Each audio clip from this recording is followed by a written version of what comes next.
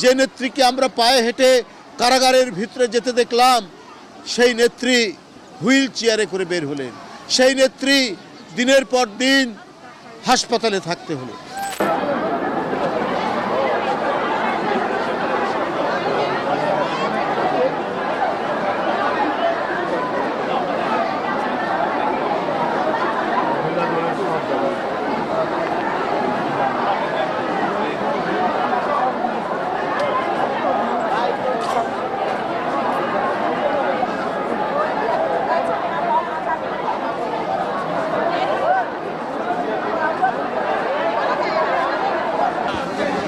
দেশনেত্রী বেগম খালেদা জিয়া 4.5 দশকের এক অনবদ্য রাজনৈতিক প্রতিষ্ঠান, যিনি গোটা জাতিকে উদ্বুদ্ধ করেছেন, প্রেরণায় উদ্দীপ্ত করেছেন, গোটা জাতিকে জাগিয়েছেন কিভাবে স্বৈরাচারী, স্বেচ্ছাচারী, ফ্যাসিবাদী দুঃশাসনের মুখে গণতন্ত্রের জন্য লড়াই করতে হয়, কি করে জনগণের পাশে থাকতে হয় এবং অনেক দুঃখ, সংকট, চাপ, হুমকির মুখেও জনগণকে ছেড়ে না যাওয়ার যে দৃষ্টান্ত, সেইটা দেশনেত্রী বেগম খালেদা জিয়া তিনি দেখিয়েছেন।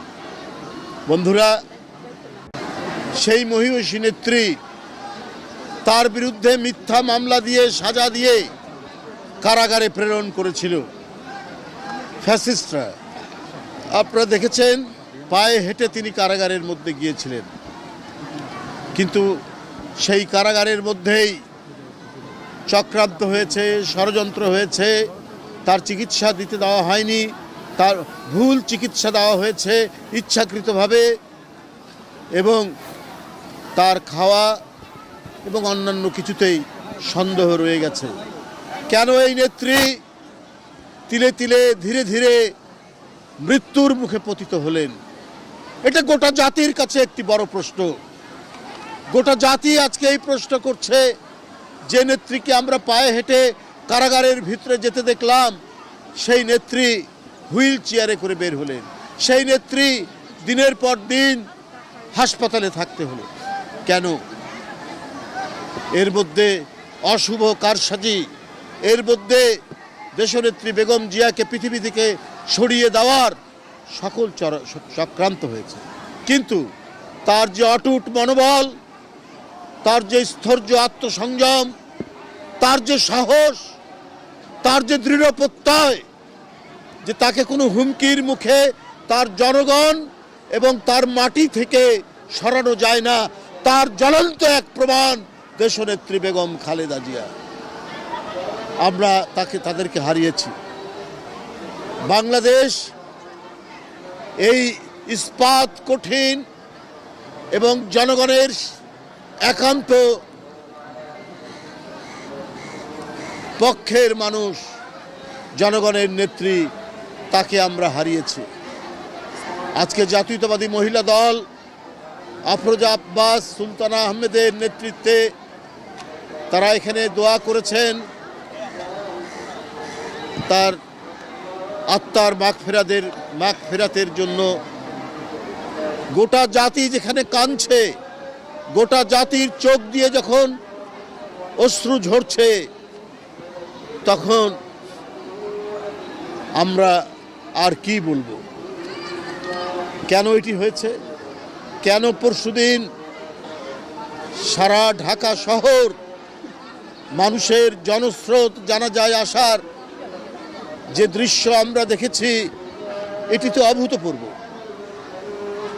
আল্লাহ তাকে মহিমান্বিত করেছেন, গৌরবান্বিত করেছেন, জনগণের নেত্রী, গণতন্ত্রের নেত্রী, মানব কল্যাণের নেত্রী।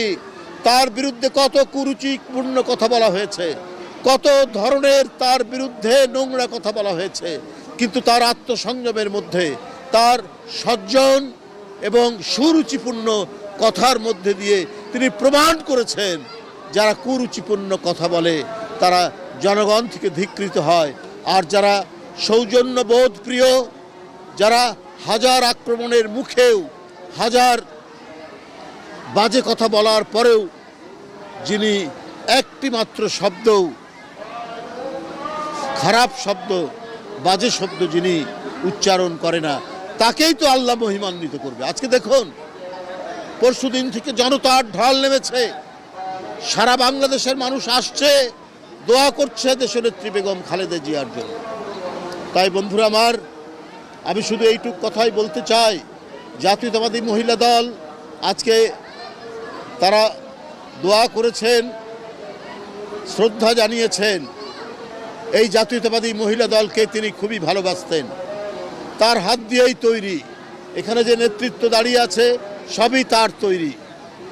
তাই বন্ধুরা আমার, বেগম খালেদা জিয়া যে আদর্শ, যে নৈতিকতা, যে অঙ্গীকার জনগণের কাছে দিয়েছিলেন, তার যে রেখে যাওয়া আদর্শ, সেই আদর্শ এত উঁচু মাত্রার নৈতিক বৈশিষ্ট্য ধারণ করে আমরা সেই পথ ধরে, তার দেখানো পথ ধরেই আমরা এগিয়ে যাব। জাতীয়তাবাদী মহিলা দল এগিয়ে যাবে, বিএনপি এগিয়ে যাবে, সকল অঙ্গ সংগঠন এবং এদেশের জাতীয়তাবাদী শক্তি এগিয়ে যাবে। তার দেখানো পথ দিয়ে এগিয়ে গেলেই আমরা গণতন্ত্র সমুন্নত রাখতে পারবো, আমরা দেশের পতাকাকে ধরে রাখতে পারবো, স্বাধীনতাকে ধরে রাখতে পারবো, সার্বভৌমত্বকে ধরে রাখতে পারবো। সুতরাং তিনি যে প্রেরণা, তিনি যে নিজে যন্ত্রণা সহ্য করে, অত্যাচার সহ্য করে তিনি তার পতাকাকে উড্ডীন রেখেছিলেন, সেই দৃষ্টান্তই আমরা অনুসরণ করে আমরা এগিয়ে যাব। এবং তার জ্যেষ্ঠ পুত্র, বিএনপির ভারপ্রাপ্ত চেয়ারম্যান জনাব তারেক রহমান, তার যে পতাকা তিনি হাতে নিয়েছেন, তার মায়ের প্রদর্শিত পথ ধরেই তিনি এগিয়ে নিয়ে যাবেন এই দেশকে নতুন সম্ভাবনার দিকে, নতুন দিগন্তের দিকে। আমরা সেই দিগন্তের দিকে এগিয়ে যাব, যার জন্য প্রায় 40-45 বছর, 46 বছর লড়াই করে গেছেন, নিরন্তর লড়াই করে গেছেন, নিরন্তর সংগ্রাম করে গেছেন বেগম খালেদা জিয়া। আপনাদের সকলকে ধন্যবাদ।